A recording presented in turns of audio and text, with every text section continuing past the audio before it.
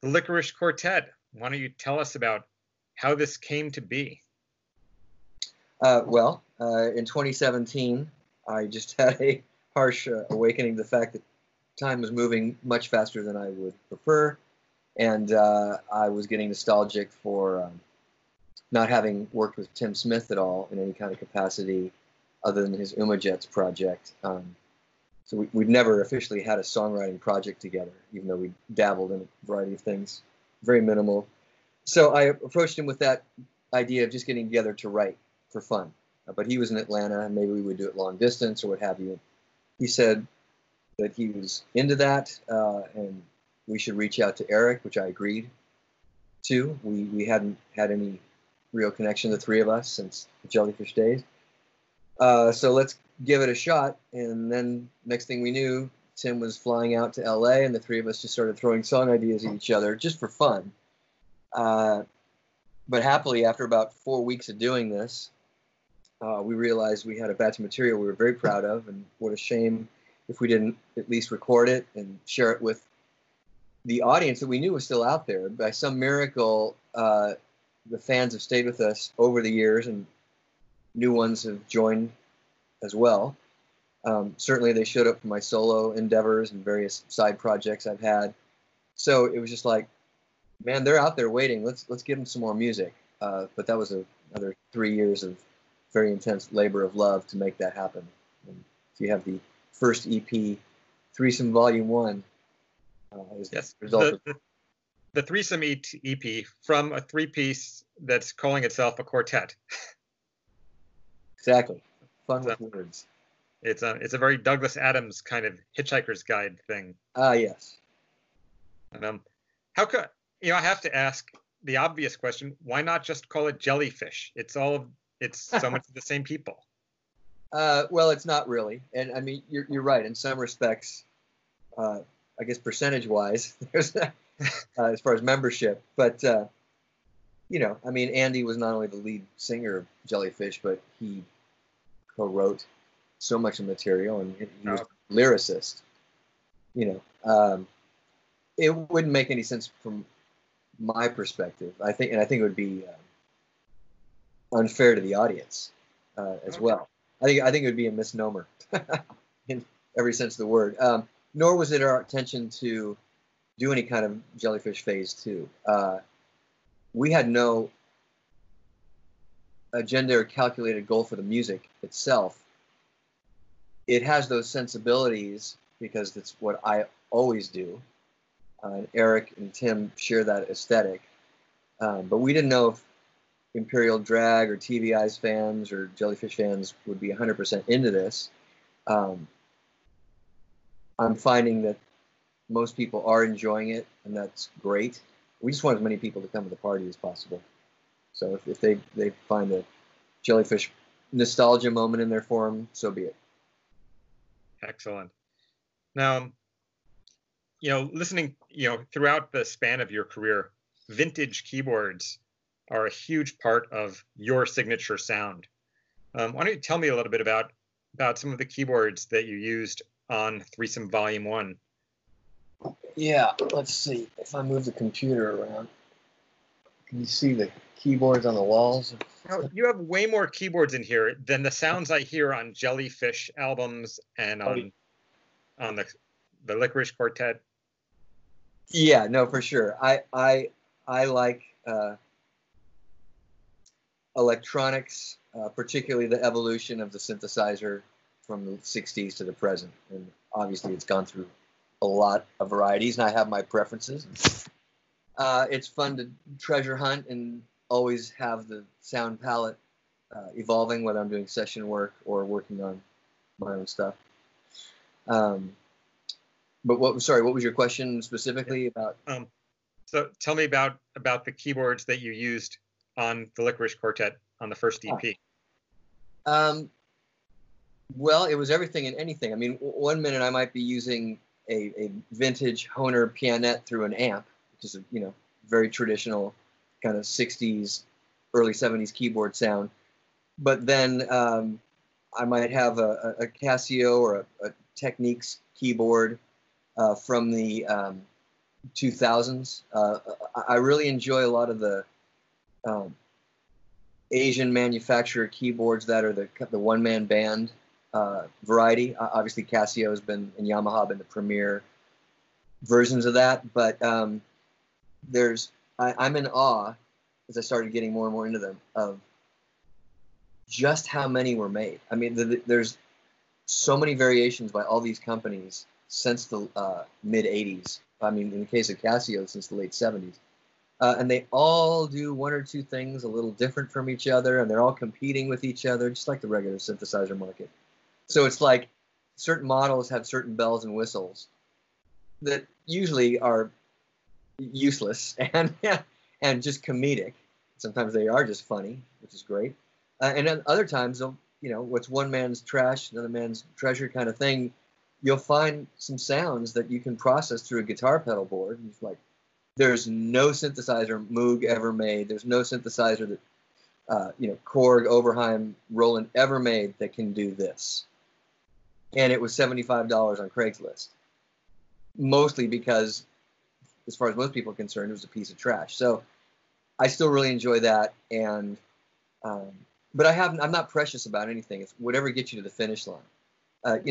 I love Eric Persing's libraries with Omnisphere and Keyscape. And again, if you can continue to figure out ways to keep those creative and unique, just getting out of the presets that it comes with. But often I'll take a soft synth that I think is an interesting preset, mangle it up a little bit, and make a stereo version with one of my old pieces of gear. If I'm going for, like, say, a clavinet or electric harpsichord sound, I might take a vintage piece and then a synth or a sample to make a composite. Excellent.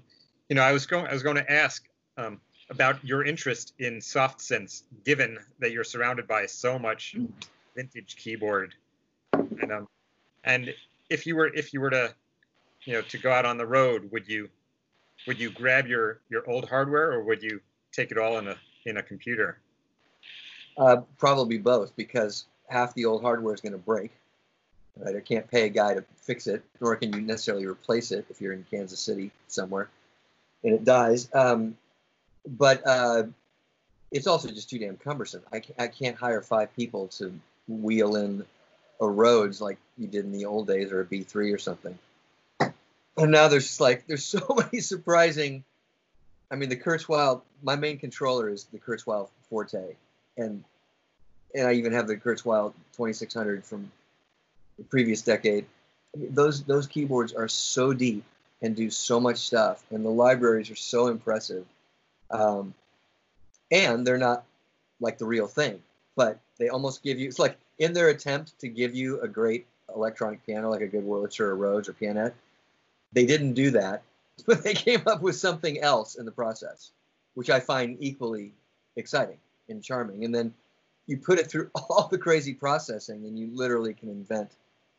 Sky's the limit. I mean, that's one of the issues. It's like, yeah, if you were Rick Wakeman, Keith Emerson back in the day, you could get really creative, but it was finite. You had 10 kind of go-to keyboards and a couple synthesizers that you could create your sound palette with. Now it's literally endless.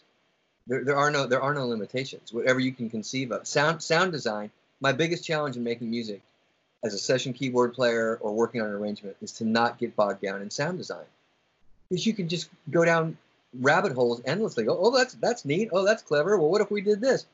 3 hours later, you're like, wait, what was my idea for the chorus? I don't remember the little hook I had.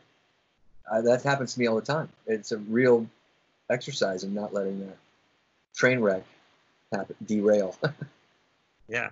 Now I notice one of the techniques applied to vocals in all of your works, there's a lot of vocoding.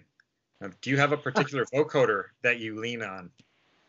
There are a lot of great vintage vocoders. I use Roland's 505 vocoder, which is like from 2010 or something. It's fairly recent. Only because I tried it and it works. It's very kind of generic and practical, which is usually what I get asked to do. But there are so many different, soft synths and pieces of hardware. I mean, I love the old Korg vocoder and the Roland BP303, I think it is, which had the strings and everything. That's an incredible sounding device, and those are on a lot of our and I also like talk boxes, you know. So all those vintage pieces, they have a bite and a grind to them, but you still have to have an engineer who knows how to EQ them properly. I mean, it's still they don't sound great out of the box. You have to know how to sculpt the sound, and that goes with anything, but particularly vocoders. You got to carve them. Yeah. Now let's talk about some of the songs on the new EP. I've been listening to it quite extensively for the past 2 weeks, and you know, I have to say I found it interesting that you've got There's a Magic Number about people who drifted apart after passing blame around, and Fadoodle about rekindling the fires of an old relationship. It kind of seemed like you're channeling different feelings about putting the band back together, you know, through different songs. Well, you're free to read into that as you will. I know what those songs are specifically about, even though I actually didn't write either of those lyrics. Eric wrote the Fadoodle lyric. Tim wrote the Magic Number lyric. But they're not about reuniting disbanded bands. Excuse me. But yeah, I mean, I'm very blessed to have Tim and Eric as a trio. I mean, we really think of ourselves as a Crosby, Stills and Nash kind of entity, where the sound is the three of us. There is no lead singer. There is no lead lyricist. There's no lead arranger or songwriter. It's literally us throwing ideas together at any given moment to try to solve the puzzle of how can this song be as great as it can be. Oh, that's awesome. Now, so let's talk about the keyboards that you were using. You know, if we step through the songs, Fadoodle opens with you've almost got a very early new wave kind of vibe to what you're doing musically. And tell me about where you came from on the keyboards on that one. That was a lot of fun. Obviously, it was born out of just the eighth note piano riff, written on acoustic piano primarily. But all the while, you know, which stems from it's all like early '70s kind of Eno, Sparks, glitter, glam. You know, it's a keyboard player trying to write the way the guitarists were writing a lot of glam pop of the time, and you get, you know, some great stuff that Brian Ferry is doing, Eno's doing, the Mail Brothers and Sparks are doing. So I was just going for a lot of those sounds. RMI electric piano, the Farfisa organs, but again, not using them in a 60s garage way, using them in kind of a progressive, very modern new wave kind of way. And that driving eighth thing. So what else is on that song? You know, you got the kind of Gary Newman, Polly Moog, Arp String Ensemble, Selena, wobbly synth, fake strings. There is acoustic piano on there. I'm trying to think what else. I mean, those are the main sounds, unless you can remember any. And did you record real acoustic piano, or did you use the computer? Yeah. No, when we tracked the drums, there was a nice acoustic piano in that studio, and so we compressed the hell out of that and got that thing. Nice. And how about on Bluebird's Blues? There was a definite Beatles vibe and sort of a Mellotron kind of thing happening. Well, right. Specifically, I think we are taught. Well, there's harpsichord on that song. Okay. But there's definitely a wobbly underwater pianette. I love the Pianette N. Of course, the most famous pianette is the one I grew up with, which is the Pianette T, the black one. But it's a very, very different sound. The Pianette M and N, if I'm not mistaken, I think it's really the N, which is the third in their series, is late 60s. And as I've learned over the years how many famous recordings I love, from the Zombies to the Beatles to Fleetwood Mac, it's used on. And just like the clavinet, it allows the keyboard player to be a guitarist. So processing it through a Fender Deluxe or a Leslie is just heaven. I really, really love continuing to find creative ways to be expressive with that instrument. So that makes an appearance in the verse of Bluebird. There are mellotrons that appear in the bridge. What else? There's even some like PPG type digital synths in the chorus that are very, very soft, trying to make the chorus really 3D. So there's like this kind of pad counter melody, but it's very belly and again, trying to use. I'm such a fan to this day, I mean my whole life, of how Thomas Dolby took his sound palette and used keyboards in what I feel is one of the most advanced, progressive, orchestral kind of ways. And I'm still decoding his strategies and enjoying trying to implement them in our stuff. You have the Tron voices up front. Yeah. I think we get that even going back to the Jellyfish records. There are so many layers to what you're applying production-wise in the keyboards, little embellishments here and there, and that's certainly a nod to what some of the big keyboard players did in the 80s in terms of just pulling in a little bit of a sound here and there just for some accent.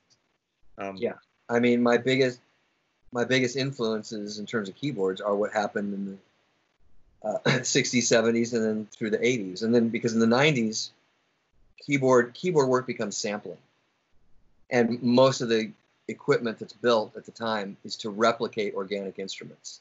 So it was PCM sampling. It's kind of like the D50 and the digital wave synths, aside from a few boutique things, were the last kind of frontiers as far as what can happen with. I mean, obviously, new inventions continue to happen. There's some great pieces that were just made in the last 2 years. But I'm saying, as far as that kind of golden era of, wow, what's technology going to allow now that people didn't, in other words, when the D50 happens, it's as novel as when the Mini Moog happens. Just a different stage of keyboard technology, and not to mention FM synthesis. So I'm always I have the most fun by reminding myself that there's no right way to get to the finish line, and that what if my first knee-jerk reaction is let's put a Moog bass line on this, what else can I do instead? Like deliberately trying to fly in the face of my knee-jerk reaction. That's the obvious. I know that's going to work, but if we want bass synth, what else might it look like?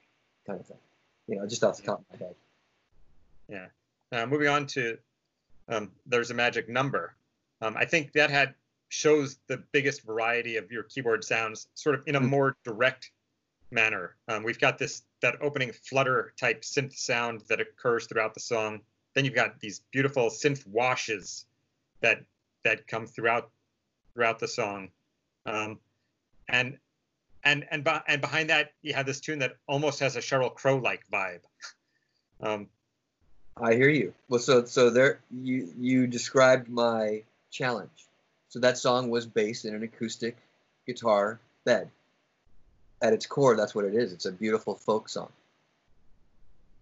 I knew all of us wanted to take it someplace else, to be other than just putting it in that box. And keyboards were going to have a huge part to do with that. So I loved the challenge of what I could do on that song. And frankly, it was very freeing.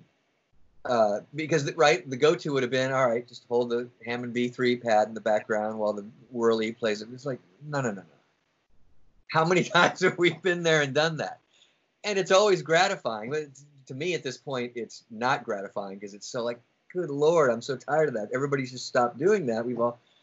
So I really tried to raise the bar for myself. What the hell else could I do? And that allowed me to enjoy so many of my collection. So that flutter that you hear happening, that was programming and some exploration in Korg's O1W series. Oh my goodness. That, yeah. There is a Wurlitzer eighth note part that happens later in the song, in the guitar solo and the outro. I'm very proud of. That was not a Wurlitzer. That was off of a digital synth that was trying to do a Wurlitzer, but it's also more just sci-fi, and it just sat with the guitars perfectly. Again, you got to get in there and tweak it, but that was, The sound I'm really, really proud of is the one that has the pitch bend on the attack. Wah, wah, that pad thing. That's the Yamaha SY 99 series, the SY 77, SY, you know, much early 90s, late FM synthesis hybrid. Yamaha started making some crazy pieces when they had the money to do so after all their success with the DX7.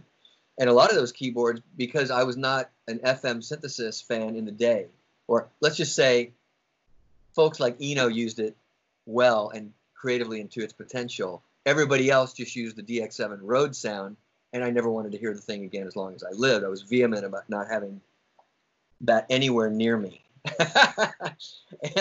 and when given the choice, I remember having the money to buy my first keyboard in '83. I got scrounged together enough money, and it was like the DX7 had just come out. And then I heard it, and I went, why do I want to spend my money on that? So I bought like a Roland half analog, half digital. It was the JX8P at the time, Okay. which I still love that synth. And I love FM synthesis, but you gotta be creative with it. It's very, very powerful. It's great. So what else happens in that song? You've got you've got the very kind of Dolby string stuff happening. I don't even remember where I sourced that, but it's something vintage. I mean, it's something from the 80s or 90s, probably. Yeah. So that was, lots of fun. Some of we talk about using classic instruments in an old way. I'll give this to your listeners. So one of my favorite keyboard records, or most interesting arranged records, is Talk Talk's third album, which is called Color of Spring. Some of the main Hammond B3 playing on that record is Steve Winwood. It's some of the most inventive B3 playing I've ever heard. It's so unorthodox and forward-thinking. And there's some B3 that happens in the bridge of There Is a Magic Number. And I was trying to do my best Steve Winwood doing his best, like, Talk Talk record. Nice. And final track, Lighthouse Spaceship. Got some menacing synth lead work happening halfway through the song, followed by a nice piano breakdown. So there's Mellotron in the chorus, just like some nice traditional Tron strings happening. We tried to break up the second verse from being the same as the first verse. We pull all the instruments out, and it just goes down to bass, drums, and some screwball clavinet, like in the low end, which is really ominous. It's not funky, which I love. I love when I can use clavinet, not in its traditional way. Clavinet's one of my favorite keyboards of all time. But that's just overdriven through some amp. And then, the instrumental breakdown, Eric and I wanted to trade. He does these incredible kind of Alice Cooper guitar leads, and then it gets handed over to keyboard, and I try to do some, keyboard wizard Wakeman moment there. It's very kind of homage, because it's like this little, but it's also very sci-fi. It's very, Lighthouse Spaceship sci-fi theme. We wanted to create like that kind of Pink Floyd soundtrack in a Laserium, if you can remember the planetarium experiences. It's very generational. But there was always proggy. So we make a little prog detour there before we get into the very pretty kind of outro repetition and that kind of just stoner psychedelic acid departure. Nice. I know we only have a couple of minutes before you have to get on your next call. So when do you think we're gonna hear the additional songs, additional EPs coming? Within the next year and a half, for sure. They're actually going to. I have another solo EP coming out, so we're going to kind of go back and forth. The whole goal has been, after the Barren Desert, to give our very committed, dedicated fans, thank you everyone, more music more regularly, interspersed with all the things that we do as freelance musicians. So. Well, great. Well, we're definitely looking forward to hearing more. Of course, people are still looking forward to hearing just the rest of this EP. I keep forgetting that I've had an advanced copy, so we could talk about it. May So there's still some 15th. time for them to get excited. But me, I'm like, okay, I need more. It's like, this is just part of the record. Well, this helps. I think this interview has helped remind them just the variety that they're going to get, the extent of the variety they're going to get out of just 4 songs, Oh, yeah. which is what we've always been about, and we're happy to share that some more. Excellent. Well, Roger, thanks for your time today, Oh, thank you. and look forward to hearing more. Yes, it's been fun getting more specific about some of the music construction with your audience. And don't hesitate to reach out to me with questions by email or something if it was something we didn't have time for. All right. Likewise. Okay. Okay. Talk to you take soon. care. Thank you, everybody. Bye-bye.